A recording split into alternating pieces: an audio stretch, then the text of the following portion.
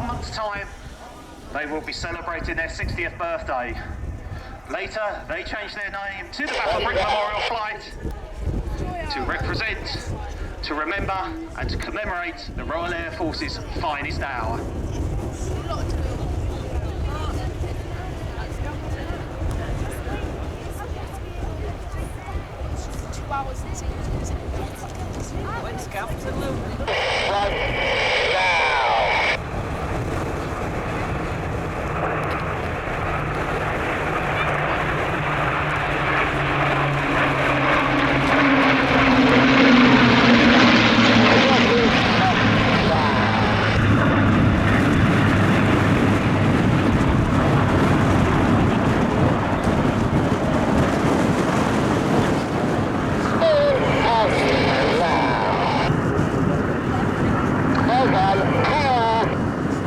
When the flight was formed, it originally consisted of 1 Hurricane and 3 Spitfires.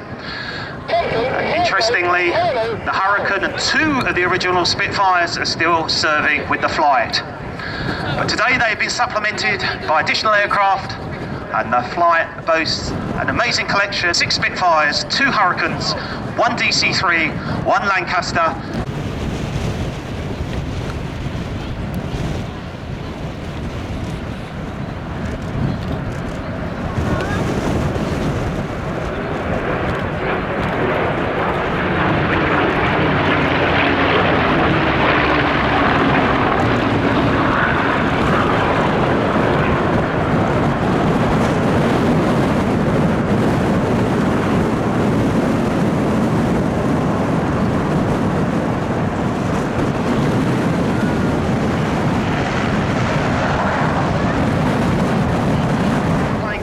Exceeding 300 miles per hour in flight, the first aircraft with a retractable undercarriage, and the first armed with 8 machine guns.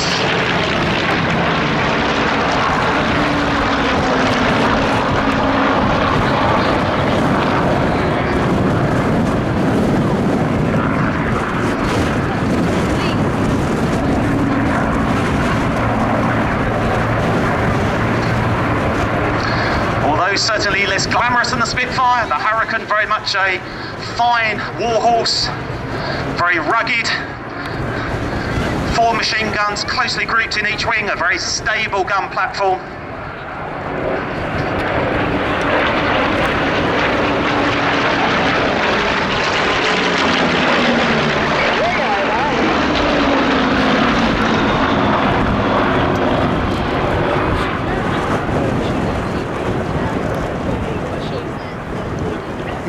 You know how T311, now it's flat? Yeah. Apparently the reason for that is because it's supposed to head.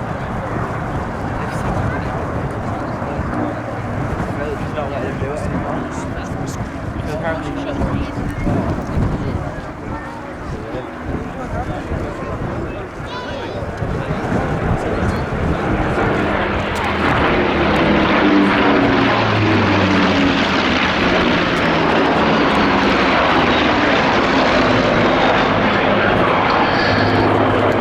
on the 17th of August 1940, at the height of the Beta game, with 30 Messerschmitts without ever getting into trouble. The Hurricanes, however, they are tired, old puffers.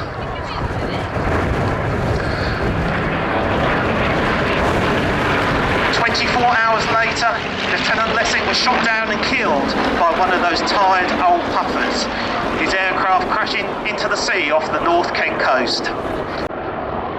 A total of 565 Hurricanes were lost during the Battle of Britain, and indeed by 1941 Hurricanes were being outperformed by just about every other fighter aircraft, so they were relegated from the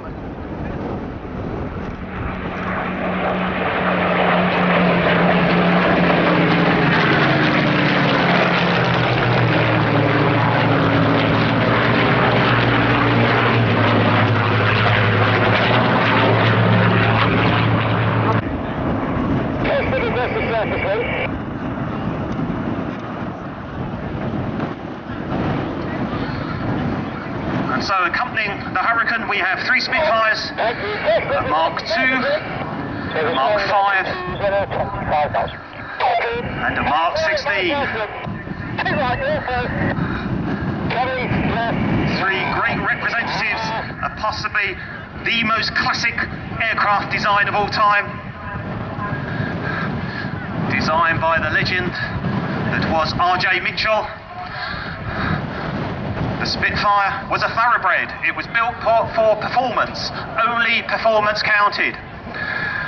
Now, to be frank, it had a difficult conception, difficult birth, difficult adolescence, but then matured into the fine and wonderful aircraft we think of and are enjoying and experiencing today.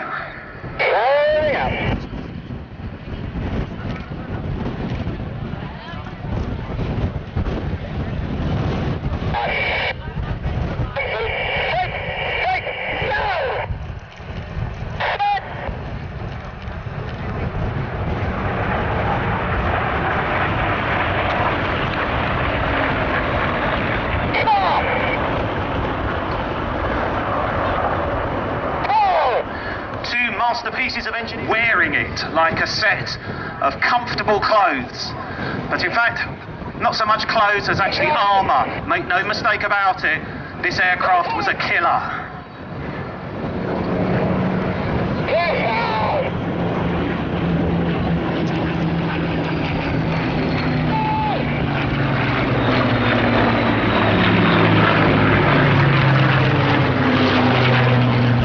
Spitfire pilots also talk about the aircraft talking to them in combat.